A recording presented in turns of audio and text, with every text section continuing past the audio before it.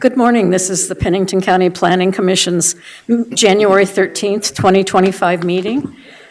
Recommendations of the Planning Commission on certain items from this agenda will be considered by the Board of Commissioners at their regular meeting on January 21, 2025, around 10:30 a.m. or starting at 10:30 a.m. The Planning Commission utilizes speaker request forms, which are available in the commission chambers during the meeting.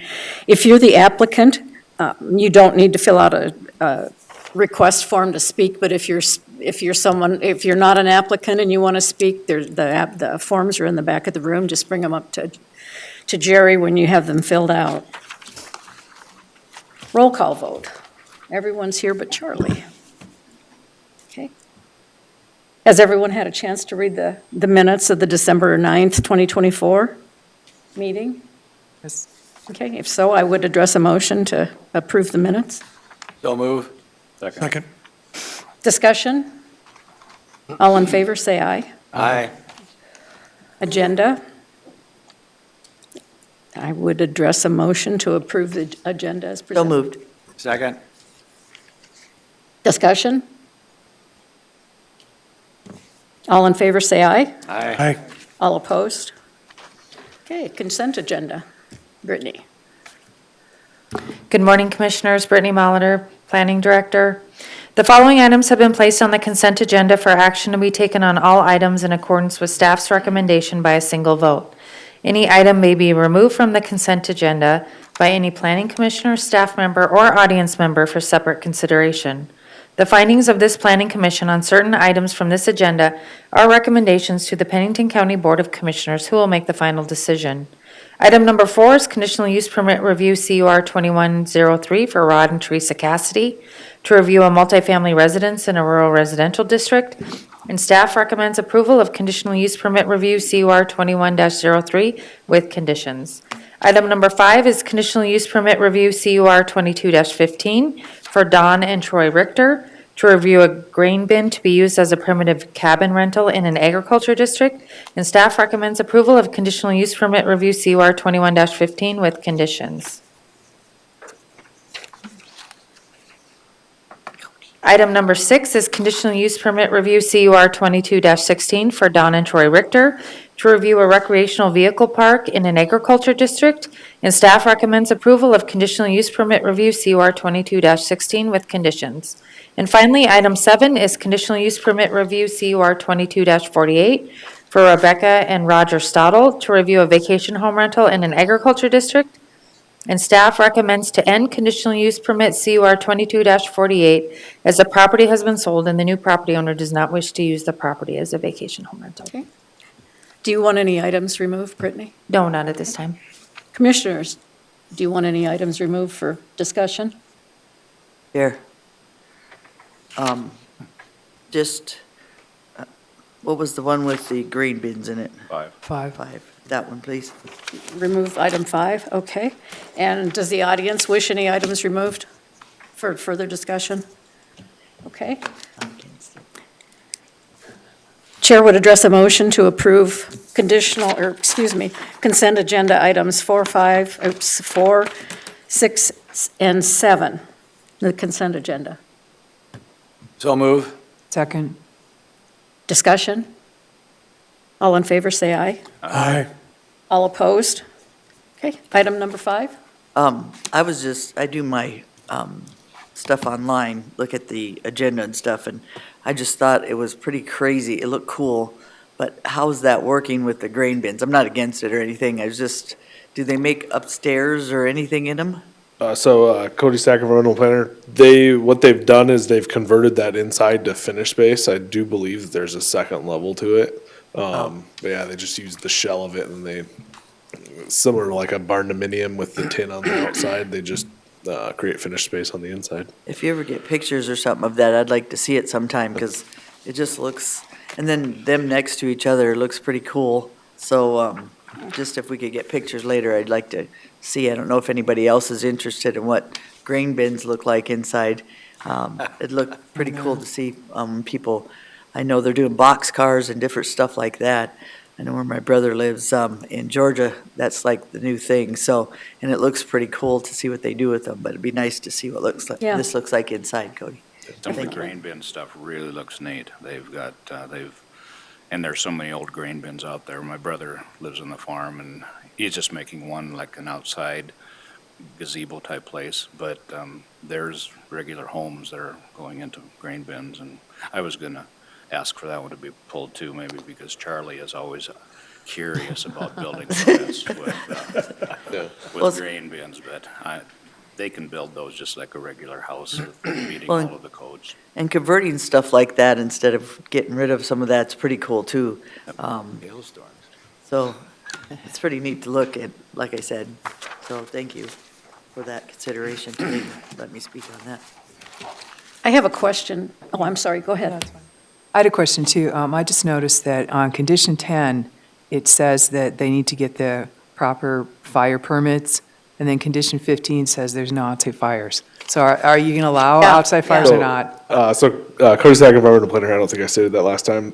So what that is in the planning commission has directed us to add that condition to all rentals. Okay. And, during those meetings, it came out that the neighbors had concerns with, adjacent properties catching on fire, being out on the prairie, and how fast they can spread. So the planning commission put and with the applicant's concurrence, put in there that there would be no outside fire pits. So what I'm guessing is we just never took that other condition out of there, since we didn't allow fire pits. So if the planning commission today wanted to remove that permit requirement, since there aren't allowed any fire pits out there, the planning commission could remove it. Okay, thank you. I had the same question, so can you remove it for next time? Yeah, if mean, it as doesn't part of the hit- motion, you can make that, You you can approve remove it, condition 10. removing condition number 10. Okay. Okay, I can do that. Okay, the chair would address a motion. I move to approve conditional use permit CUR 2215 with condition 10 removed. Okay. Is there a second? Second. Discussion? All in favor of approving CUR 22-15 with 14 conditions, say aye. Aye. All opposed, same sign. Okay. Item number 8. Lot line adjustment plan, COLLA 24-0006. Jason? Morning, Commissioners. Jason Thennison, Assistant Planning Director.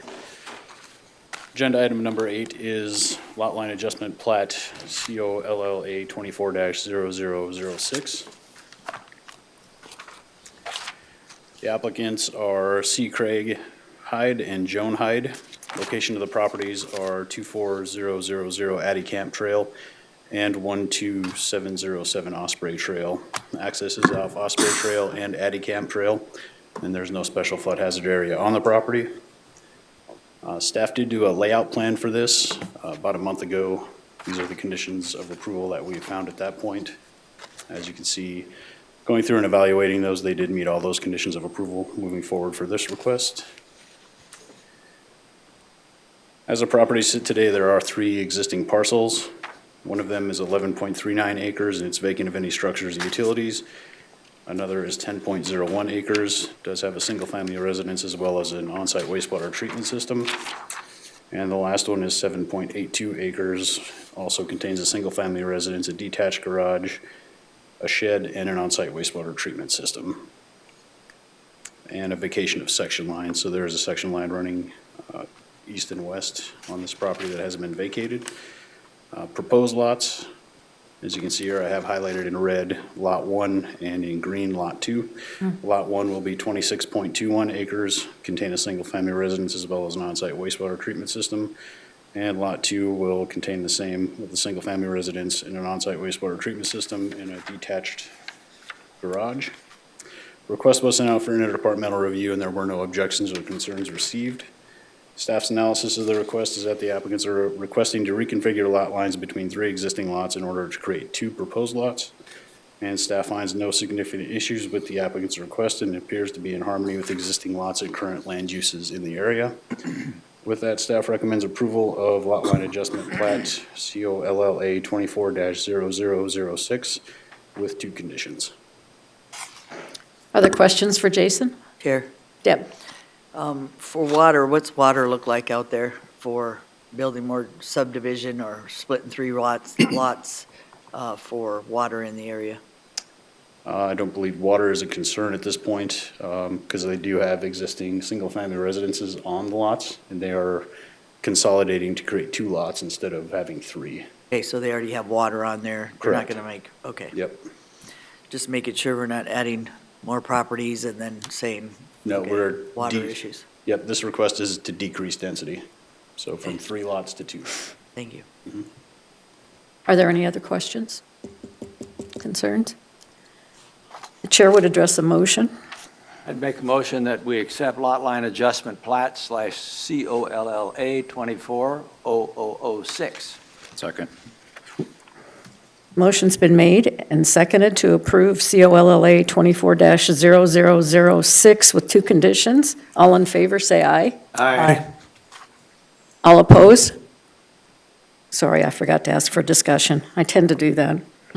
Item number 9.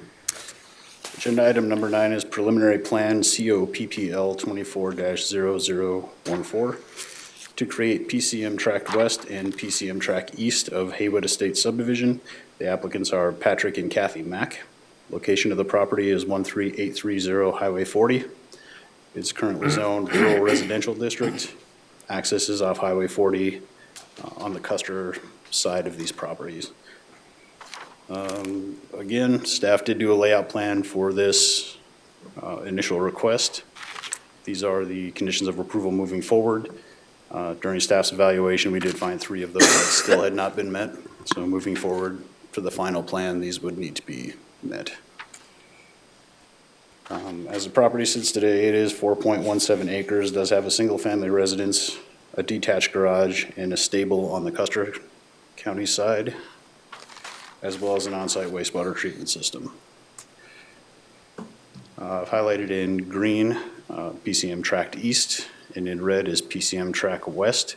You can see the Custer Pennington County line bisects these properties. So PCM Tract East will be 5.8 acres. 3.12 acres of that will be in Pennington County, and it will meet the current zoning. PCM Tract West will be 3 acres total, but only 1.52 acres of that is in Pennington County. So the applicants have requested a variance to lot size to keep the existing zoning on this property. That'll be heard at the January 21st Board of Commissioners meeting. The request was sent out for interdepartmental review. Department of Equalization and Register of Deeds both caught that the Custer County labeling and the Pennington County labeling over here on the right-hand side of the screen were swapped and need to be corrected. Let's see. Like I said, staff did note that there were some things missing, like the 8-foot utility minor drainage easements from the plat. All the certificates are gonna have to be corrected and looked at by the surveyor. And some certificates were missing that need to be added, and some other miscellaneous typos that were found on the plat during staff review. But with that, staff does recommend approval of preliminary plan COPPL 24-0014 with conditions. Here. Deb? So this is just prelim plat, I get it. It's the 3.12, right? And then what happens on the final is all those, like the 8-foot utility, all those corrections from the Register of Deeds, equalization, that kind of thing will be corrected before it goes to final, right? Correct, yep. They're gonna have to go through one more step after this is approved by the board at next week's meeting. Okay. So it'll go through the final plan process where they'll submit the Mylar to us with all the corrections done, and it'll have one more look before it goes to the Register of Deeds. Okay, so bottom line, this is preliminary, looking at something before it happens, so Correct. just making sure that we're ahead of that on the, which you are, and you guys have been, on the Custer County and the Pennington County. Does Custer County have the same kind of stipulations as we had we have on some of our stuff or not? Not so much because they don't have zoning in Custer County, so They I don't think look at it's a little 8-foot more- utility easements, drainage, any of those kind of things when they do their plats? I think their plating process, they do require the same for that sort of situation, like subdivisions and things like that. But as far as zoning and lot sizes, they don't have a minimum like we do. Thank you, Jason. Are there other questions for Jason? The chair would address a motion on this item. COPPL 24-0014 for Patrick and Kathy Mack. I'll move approval. Second.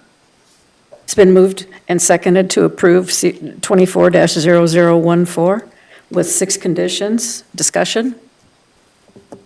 All in favor, say aye. Aye. All opposed?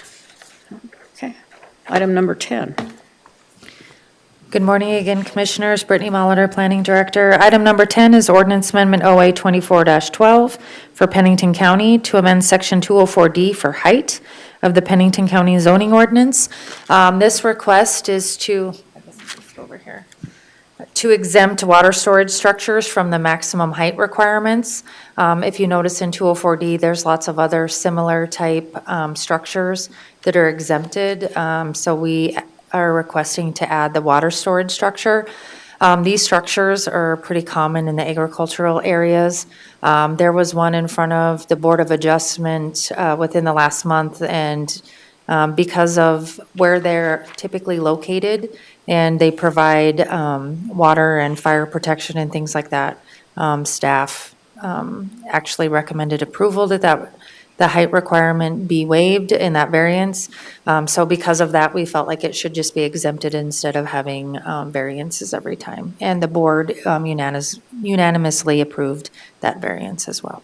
So staff is recommending approval of ordinance amendment OA 24-12. Are there questions for Brittany? The chair would address a motion on OA 24-12. So moved. Second. It's been moved and seconded to approve OA 24-12. Discussion? All in favor, say aye. Aye. All opposed? Okay. Okay, OA 24-13. So item 11 is ordinance amendment OA 24-13 for Pennington County to amend section 324B, accessory dwellings of the Pennington County zoning ordinance. And this is to allow efficiency dwellings as accessory dwelling units.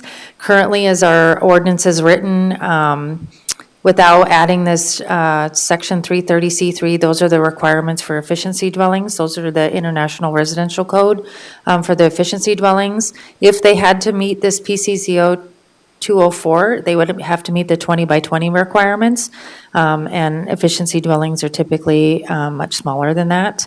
So this would allow efficiency dwellings as accessory dwelling units. In addition, it would require them to not have to get 2 CUPs, because right now you would have to get a CUP for an efficiency dwelling and then a CUP for an accessory dwelling unit, which we think is somewhat onerous. So that's why we are adding this language in here. So our recommendation is approval of OA 24-13. Questions, discussion?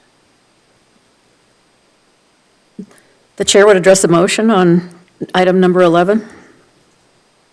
So moved. Second.